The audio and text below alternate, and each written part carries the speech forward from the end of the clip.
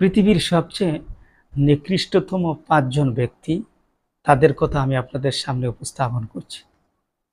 প্রথম নাম্বার হচ্ছে, যে ব্যক্তি উপকার নিয়ে কৃতজ্ঞতা প্রকাশ করে না।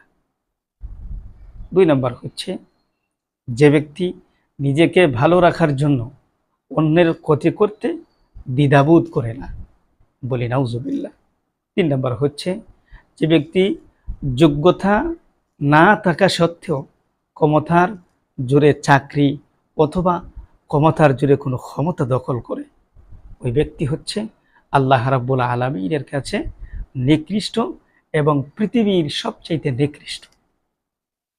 ৪ নাম্বার হচ্ছে, যে ব্যক্তি মা জাতিকে অর্থাৎ মায়েদেরকে অশালীন কথা বলে তাদের সাথে খারাপ আচরণ করে, নাউজুবিল্লাহ। ৫ নাম্বার হচ্ছে, যে ব্যক্তি বিশ্বাস ভঙ্গ করে